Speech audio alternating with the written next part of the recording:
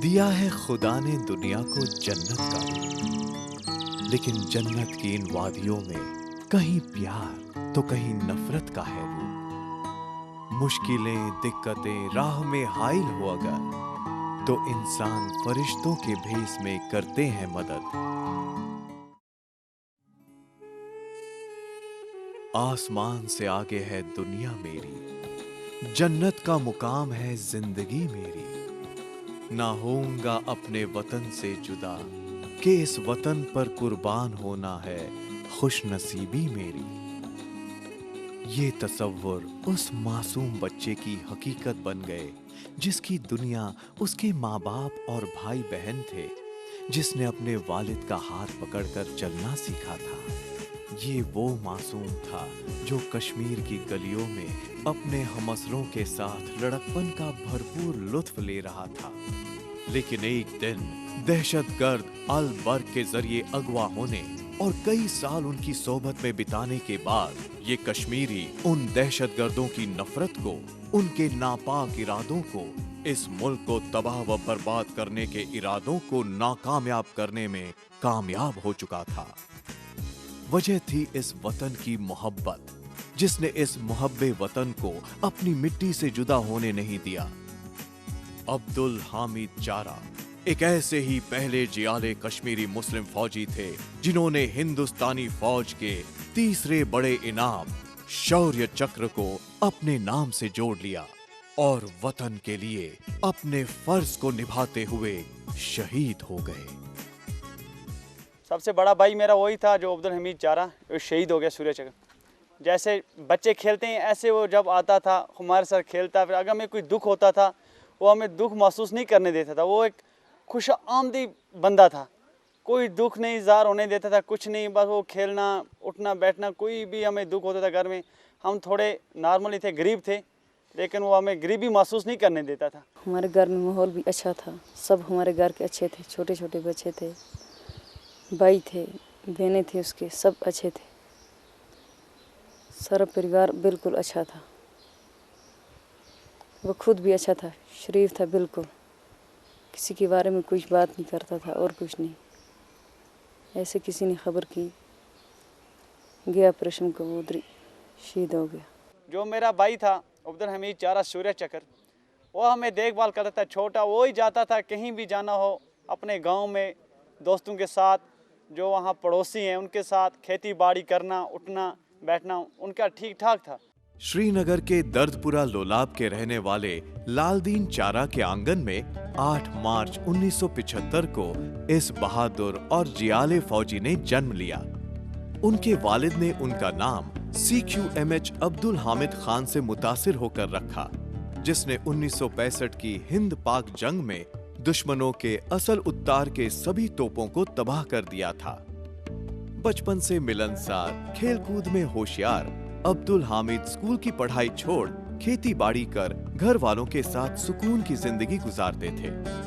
उन्होंने 14 साल की छोटी उम्र से ही दहशतगर्दों की दहशत का मंजर अपनी आंखों से देखा था। लेकिन दहशतगर्दों के जेरे साया रहने के बाद उन्होंने 1997 में अपने आप को पुलिस के हवाले कर दिया। अब्दुल हामिद ने पुलिस का साथ देते हुए वतन और उसकी हिफाजत पर कुर्बान होना ज्यादा मुनासिब समझा। दोस्तों के साथ उठना बैठना, उसके यहाँ दोस्त यहाँ भी हैं 162 में, उनके साथ जाना, कहीं शादी होगी दोस्तों को साथ लेना, मेरे को भी साथ लेता था। फिर शादी में ढोल बजाना, नाचना, उसका खाली यही काम था। जहाँ भी कोई खुशी होगी हर एक जगह जाना, घोड़े होते उन पे चलना, अच्छी तरह से वो ये काम करता था। देखो, जब हम शादी वगैरह होती थी ना कहीं, तो शादी में जाते थे हम, तो ढोल बजाने का उसको बड़ा शौक होता था और नाचने गाने का बहुत ही शौकीन था वो। तो फिर वो क्या तलवारी के साथ खेलते हैं ना, वो तलवार के साथ, है ना, हम लटकी बोलते हैं, आप पता नहीं क्या बोलते होंगे, तो लटकी वगैरह बहुत खेलता था वो। जी हाँ, वो बहुत ही अच्छे इंसान थे। वो हर समय पर हंसते खेलते दिखाई देते थे और हमारे साथ बहुत अच्छे तरीके से, वो जितने भी अपने साथी थे उनके साथ अच्छे तरीके से खेलते उठते बैठते थे। और उनको गेम का भी अच्छा शौक़ था, वो वॉलीबॉल फुटबॉल वगैरह अच्छे तरीके से खेलते थे। एक बार का वाक़ा, जब हम छुट्टी गए और हम घर में गए, उनके घर में मैं उनके साथ गया, तो घर में बैठ के वो बहुत ही मजाकी बात करते थे हमारे साथ, और इतना हंसाते थे कि बंदा हंसते हंसते उसकी पसलियों को दर्द हो जाता था। इतना मतलब वो हंसाते थे बंदे को बैठे बैठे, बातों बातों में। बहुत ही मतलब आला दर्जे के इंसान थे। सबसे बढ़िया क्वालिटी मैंने उसमें ये देखी, अगर किसी भी लड़के को कोई चोट या कोई तकलीफ़ होती थी, उससे सहा नहीं जाता था, वो उस्तादों से झगड़ता था, भाई इसके लिए कुछ दवाई शवाई लाओ या इसको कुछ आराम दे दो। अक्टूबर 2004 में अब्दुल हामिद चारा ने 162 इन्फेंट्री बटालियन टीए में शमूलियत इख्तियार की। फौजी तरबियत के दौरान ही वतन से जान निसारी के जज्बे ने उन्हें 18 राष्ट्रीय राइफल्स बटालियन के दीवार कंपनी में शामिल होने का मौका दिया।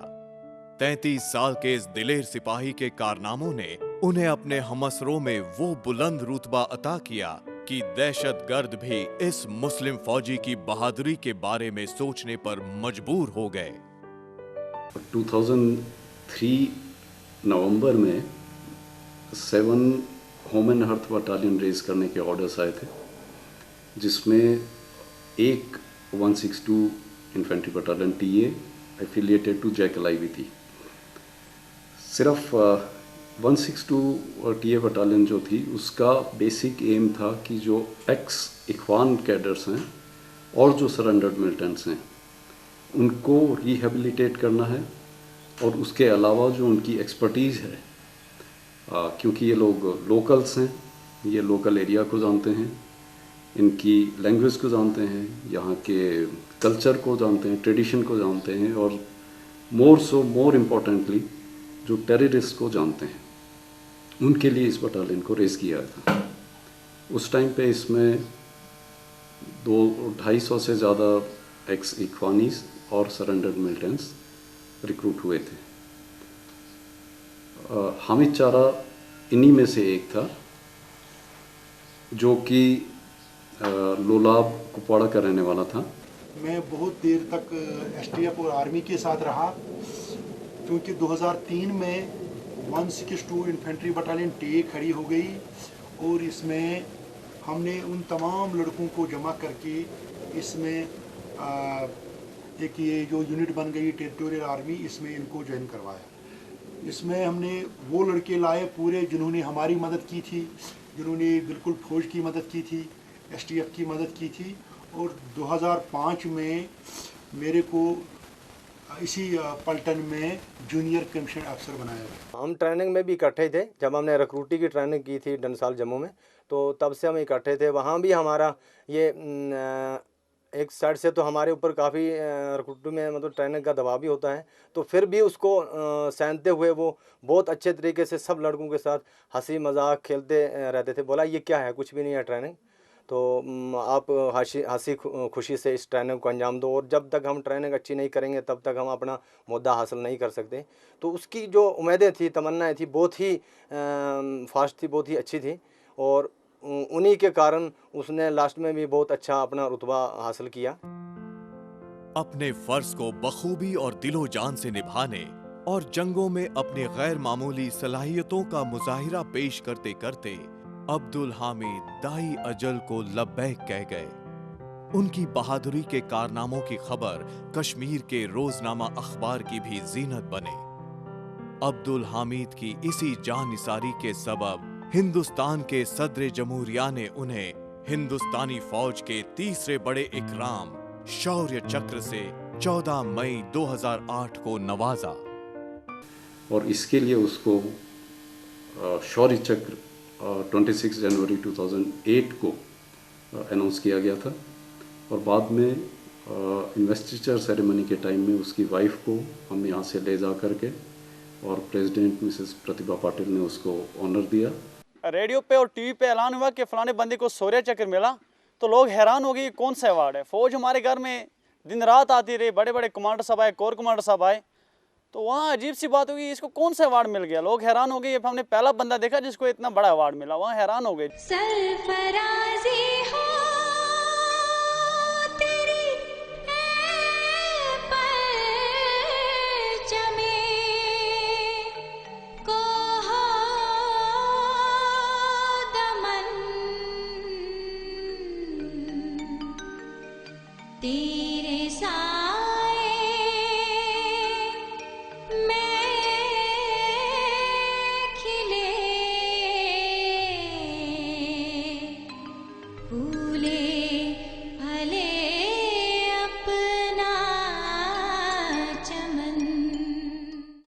अब्दुल हामिद चारा, कश्मीरी मुस्लिम और दिल से सच्चे हिंदुस्तानी, जिसने जम्मू और कश्मीर पुलिस के खास लश्कर की रहनुमाई की। उन्होंने दिलेरी से दहशतगर्दों के खिलाफ होने वाले सभी जंगों में एक अहम किरदार निभाया। उनकी आंखों में मौत का खौफ दूर दूर तक नहीं था, या यूं कहें कि मौत खुद उन्हें देख अपना रुख दुश्मनों की तरफ मोड़ लेती थी। कश्मीरी दहशतगर्द अब्दुल हामिद को दोबारा अपने साजिशी हमलों में शामिल करना चाहते थे, लेकिन उनके मंसूबों में शामिल न होने पर सन 2004 में दहशतगर्दों ने उनके वालिद को शहीद कर दिया। उनके वालिद की इस दर्दनाक मौत के इंतकाम ने उन्हें उनके खिलाफ जंग लड़ने पर आमादा किया। हामिद चारा पहले खुद मिलिटेंट रह चुका था और उसके बाद सरेंडर करने के बाद एसओजी और पुलिस के साथ काम करता था। जिस समय में एसओजी के साथ काम कर रहा था उस समय में इसके फादर को मिलिटेंट ने मार दिया था। इस वजह से इसके अंदर अपने फादर की को मारे जाने के बदला लेने का काफ़ी जज्बा था। जब 2003 में ये पलटन रेज हुई उस समय हामिद चारा भी इसमें यही एम को लेकर के रिक्रूट हुआ था। शुरू में ट्रेनिंग के समय में जब से मैंने इसको देखा काफ़ी रिजर्व किस्म के नेचर का था, लेकिन जब भी इससे बात कर रहे हैं इसके अंदर ये जज्बा नज़र आता था कि इसने बेसिकली आर्मी ज्वाइन की है अपने फादर का बदला लेने के लिए। अब्दुल हामिद चारा को ऐसे ऑपरेशन पर भेजा गया था जहां उन्हें छुपे और दूर दराज तक फैले हुए दहशतगर्दों को तलाश कर उन्हें नेस्तो नाबूद कर देने का हुक्म मिला था। 12 जून 2007 को गगल कुपवारा के अंदर नार इलाके में अब्दुल हामिद ने 2 दहशतगर्दों को भागते हुए देखा। इससे पहले कि अब्दुल हामिद कुछ कर गुजरते, अचानक दुश्मनों ने उन पर रॉकेट, ग्रेनेड और गोलियों की बौछार शुरू कर दी। 12 जून 2007 वो 18 आरआर में अटैच था। हमारी कंपनी थी वावुरा में 28 आरआर के साथ। वो आ गए थे शाम को। रात को हमारे पास हर एक लड़के को उसने जगाया, बोला कि भाई हम एक दूसरे के साथ बात करेंगे कि ज़िंदगी का कोई पता नहीं कि कब ये सांस इंसान को छूट जाएगी। तो 2 बजे रात को वो वहाँ से निकले। अंदर नार एक जगह है, गागल के ऊपर आता है, उसमें वो चले गए ऑपरेशन के लिए। लगभग 8-9 बजे के करीब जब वो सुबह निकले, वहाँ 8-9 बजे सुबह के फायर स्टार्ट हुआ। फायर में उसने 2 मिलिटेंट को मार गिराया तो और ख़ुद भी ज़ख्मी हुआ था। 11 जून 2007 को हमारे पास एक खबर आई कि अंडरनाट चक चंगड़ी करके एक जगह है जहाँ पर मिलिटेंट्स के छुपे होने की संभावना है। इस खबर के आधार पर हम लोगों ने आरआर जूनियर के साथ मिलकर के एक ऑपरेशन लॉन्च करने की कोशिश की और 12 तारीख को सुबह 12:15 पर हम लोग तकरीबन 6 पार्टीज़ के साथ इस ऑपरेशन को अंजाम देने के लिए रवाना हुए। सभी पार्टी ने अपनी अपनी पोजीशन लेकर के सबको आदेश दिया कि अपनी आड़ के पीछे आ जाएं और जब तक आदेश ना दिया जाए तब तक कोई भी फायर ना करे। तकरीबन ये फायरिंग हमारी 10 बजे तक लगातार चलती रही और इसी फायरिंग के दौरान जो पहला मिलिटेंट सुबह जिसके साथ कांटेक्ट हुआ था वो मारा गया था और इसकी हमें खबर लग चुकी थी कि एक मिलिटेंट मारा जा चुका है। लेकिन अंदर से और भी अंधाधुंध फायरिंग आ रहा था। इस फायरिंग के चलते एक लड़के को गोली लगी और उस लड़के ने वहीं पर दम तोड़ दिया। राइफलमैन शहीद अब्दुल हमीद चारा जो कि इसी पार्टी में हमारे साथ था, इसने आगे जा कर के उस लड़के की डेड बॉडी को उठाया और उठा करके उसको पीछे बेस तक एवैक्यूएशन करने के लिए मदद की और इसको छोड़ करके वापस वो आकर के उसने अपनी पार्टी ज्वाइन कर ली। तकरीबन 1 बजे हमने एक पार्टी जो कि पीछे बैठी हुई थी आरआर की, उसको आगे भेजा और इस पार्टी के बीच में शहीद राइफलमैन अब्दुल हमीद चारा और इसका बड्डी राइफलमैन खान बली लोहार, ये दोनों को भी इस पार्टी के बीच में ग्रुपिंग करके आगे भेजा, क्योंकि आगे का रास्ता और वहाँ के हालात के बारे में ये लोग लोकल थे और लोकल होने के नाते ये अच्छे तरीके से जान सकते थे और उसका अनुमान लगा सकते थे। वो जब उधर पहुँचे हम तो ठिकाने पहले एक बंदा बाहर आया, उसको फायरिंग शुरू हो गई। जब क्रॉस फायरिंग में मतलब उस मिलिटेंट को मार गिराया। उसके बाद तकरीबन दिन के 3 बजे तक झड़प जारी रही। उधर झड़प जारी रहने के बाद फिर लास्ट में एक और मिलिटेंट बच गया था, वो भी मार गिराया। फिर हमीद चारा भी शहीद हो गया उधर। अब्दुल हमीद चारा की गर्दन के ऊपर लग गया और जिससे अब्दुल हमीद चारा जख्मी होकर के वहीं पर गिर पड़ा। अब्दुल हमीद चारा को वहाँ से उठा करके थोड़ा पीछे ला करके फ़र्स्ट एड देने की कोशिश की गई और उसको बताया गया कि आप घबराइए नहीं, आपको जहाँ से एवैक्यूएशन करके जल्द से जल्द ट्रीटमेंट दिया जाएगा और आप ठीक हो जाएंगे। लेकिन वो चोट इतनी बुरे तरीके से उसको लग चुकी थी गोलियाँ कि उसने तकरीबन 1:57 पर 12 तारीख को दम तोड़ दिया। गोलियों के गहरे जख्म से होने वाले दर्द की कराहटों को भूलकर उन्होंने दुश्मनों की तरफ अंधाधुंध गोलियां बरसाना शुरू कर दिया। इसी गोलाबारी में उनके हाथों 2 दहशतगर्द मौत की नजर हो गए। इस पूरे वाकये की तहकीकात करने पर यह पता चला कि वो लश्कर तैयबा का खास सालार मूसा था, जो कुपवारा जिले में रहकर सारी दहशती हरकतों को अंजाम देता था। अब्दुल हमीद चारा की डेड बॉडी को नीचे बेस में पहुंचाया गया। ऑपरेशन जारी रहा और इसी ऑपरेशन के चलते तकरीबन 5 बजे तक जो तीसरा मिलिटेंट था उसको भी मार गिराया गया और जो पार्टियां सुबह की जा रखी हुई थी उनको रीइंफोर्स करके और पार्टियां मंगवा करके इलाके को चारों तरफ से कॉर्डन कर लिया गया। 5 बजे के बाद इलाके की पूरी छानबीन की गई और सर्च की गई। सर्च के दौरान जो मिलिटेंट अब्दुल हमीद चारा की गोलियों का शिकार हुआ था उससे जो पहचान के कागजात मिले उसमें वो एक LET का कमांडर था और जो कि काफ़ी देर से इस इलाके के बीच में इस दहशतगर्दी को अंजाम दे रहा था। तकरीबन रात के 7 बजे 12 तारीख को इस ऑपरेशन को समाप्त कर दिया गया और समाप्त करने के बाद 3 मिलिटेंट मारे गए जिनके पास से उनके अपने हथियार मिले और बाकी काफ़ी मात्रा में गोला बारूद और कागजात मिले जिनसे बाद में पता करके काफ़ी कुछ चीज़ों का पता चल पाया। जब हमको इसके इंजर्ड होने की खबर मिली हमने उसी समय डिसाइड किया वहाँ जा कर के उसको देखने का, लेकिन जब तक हम लोग तैयार होके और अपनी QRT तैयार करके वहाँ जाने की कोशिश करते तब तक में दूसरी खबर आई कि वो देश के लिए शहीद हो चुका है। अगले दिन सुबह हम लोग उसके गांव में गए, उसके सारे लास्ट राइट्स को हमने अटेंड किया, उसको गन सैल्यूट और ट्राई कलर में उसकी बॉडी को रैप करके पूरे मिलिट्री ऑनर्स के साथ में पूरे गांव के सामने में उसका लास्ट राइट्स परफॉर्म किए। और इस चीज़ से एक बहुत बड़ा मैसेज जो उसके गांव में और सिविलियन पॉपुलेशन के ऊपर गया वो यही था कि अगर कोई भी किसी भी इलाके का कोई भी जवान शहीद होता है तो उसे पूरी इज्जत और पूरे नेशनल ऑनर के साथ में लास्ट राइट दिए जाते हैं।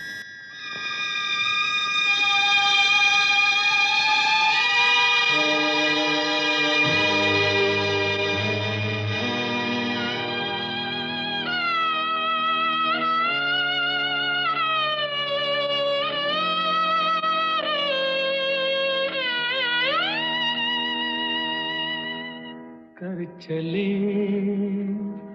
हम फिदा जानो तन साथियों, अब तुम्हारे हवाले वतन साथियों। अब्दुल हामिद ने लोलाब की घाटियों के दर्दपुरा गांव में अपना बचपन गुजारा, लेकिन उनका ये बचपन दहशतगर्दों के साथ बीता, जहां उन्हें खेल कूद के बजाय कैलिशनिकोव राइफल की तरबियत दी जाती थी ताकि वो अपने ही वतन और अपने हिंदुस्तानियों की बहती खून की नदियां देखे। 90 में मिलिटेंसी बहुत थी, दहशतगर्दी बहुत थी, तो तब बहुत ही गरीबी थी क्योंकि दहशतगर्दी ने बहुत ही जुल्म भी किया लोगों पर। जिसके पास कोई पैसा होता था उनसे ले जाते थे। हमीद चारा और मैं हम एक ही गांव के हैं और हम इकट्ठे हर कोई जो भी काम करते थे इकट्ठे उठते थे, पढ़ते थे, चलते थे, फिरते, पूरा काम हम इकट्ठे करते थे। 1995 में हम मिलिटेंट बन गए थे, तो 1999 तक हम इकट्ठे रहे मिलिटेंट। उसके बाद हमने सरेंडर कर दिया। सरेंडर करने के बाद एक फ़ोन में आ गए। बटालियन में इस तरीके के और भी बहुत से लोग हैं जो मिलिटेंसी से इन्वॉल्व पहले रह चुके हैं और जिन्होंने बहुत अच्छा काम किया है। कई एक ने शहादत भी दी है और बटालियन का, टीए का और आर्मी का नाम ऊंचा किया है। अब्दुल हामिद चारा की शहादत ने उनकी शरीके हयात गुलशन और अपने 5 बच्चों को वतन की आगोश में अकेला छोड़ दिया। उन्हें शौर्य चक्र मिलने की खबर जब दहशतगर्दों तक पहुंची तो उनके घर वालों ने दहशतगर्दों की धमकी की परवाह किए बगैर इस इकराम को हासिल किया। उनकी इस कुर्बानी ने एक तरफ अपनों की आंखों में अश्कों की बूंदें छोड़ दी हैं, वहीं दूसरी तरफ उनका सर फख्र से ऊंचा भी कर दिया है। मेरे डैडी का नाम हमीद है, मेरे पापा को मिंटू ने मारा है। जी, मेरा ब्रदर गया था दिल्ली, रियाज अहमद चारा, और मेरी भाभी थी गुलशन बानो। जब वहाँ दिल्ली गए थे, दिल्ली से जब वापस आए थे वो सूर्य चक्र लेके, तब भी हमारे घर में एक छापा पड़ा था दहशतगर्दों का। बोला वो भाई कैसे दिल्ली गया सूर्य चक्र के लिए, राष्ट्रपति को मिलने के लिए, वो कौन सा बंदा है जो उधर गया। क्योंकि हमारे मोहल्ले में, हमारे गांव में अजीब सी बात होगी, ये कश्मीर का पहला बंदा है जो दिल्ली में राष्ट्रपति को मिलने के लिए गया।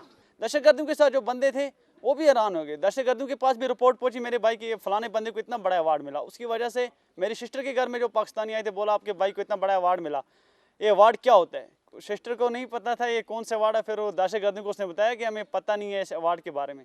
तो उसने बोला कि आप अपने घर वालों को बोलना कि ये अवार्ड मत लेना वरना आपको खतरा है। मेरी सिस्टर ने कहा कि मेरा भाई फौज में था, वो लड़ते लड़ते शहीद हो गया, या वो आप उसको मारते या वो आपको मारता, लेकिन वो फौज में था, उसने कसम खाई थी लड़ते लड़ते या शहीद होऊंगा या मारूंगा। आज हिंदुस्तान में जहां हर इंसान जमीन के छोटे छोटे टुकड़े के लिए अपने ही हिंदुस्तानी भाइयों का खून बहाने पर तुला हुआ है, तो वहीं सच्चा मुहब्बे वतन अब्दुल हामिद चारा, जो दिल की गहराइयों से सिर्फ और सिर्फ अपने मुल्क की हिफाजत और कश्मीर के अमन को कायम रखने के लिए हमेशा से ही जुस्तजू में लगे रहे, ये वतन हमेशा ऐसे अजीम और सच्चे हिंदुस्तानी मुसलमान सिपाही की बहादुरी को सलाम करता रहेगा। इसके साथ ही उसकी शहादत ने एक चीज़ ये साबित कर दी कि अगर किसी के अंदर ये जज्बा है कि वो मिलिटेंट से अपने फादर के को मारे जाने का बदला लेगा तो वो ये कर सकता है। और मुझे बहुत फ़ख्र है कि उसने इतना बड़ा काम किया और इसके लिए उसको शौर्य चक्र 26 जनवरी 2008 को अनाउंस किया गया था।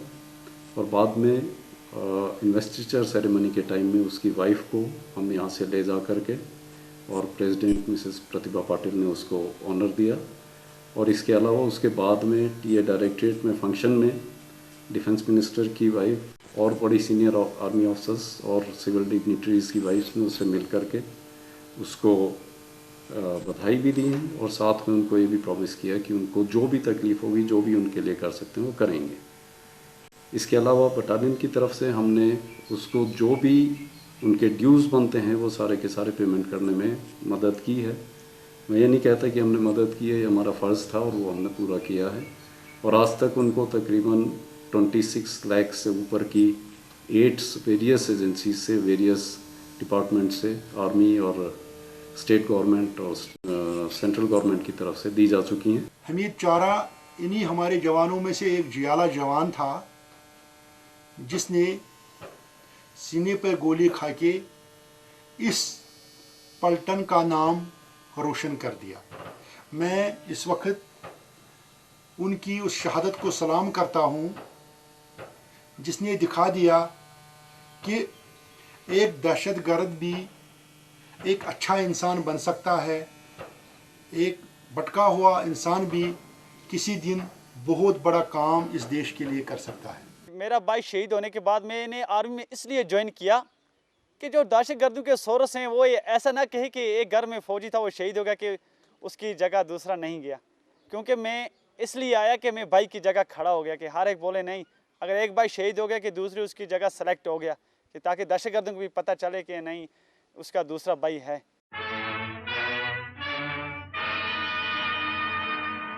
हिमालय की बुलंदी से सुनो आवाज है आई, कहो माँ से दे बेटे, कहो बहनों से दे भाई।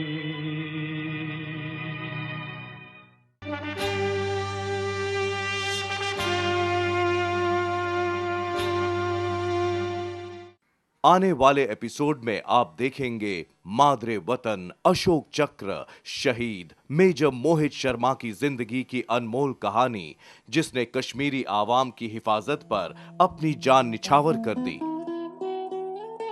वतन पे जान निसार कर जाएंगे हम, मर कर भी नाम कर जाएंगे हम। न होगा हम जैसा आशिके वतन, जो मुल्क की हिफाजत पे दे दे दम।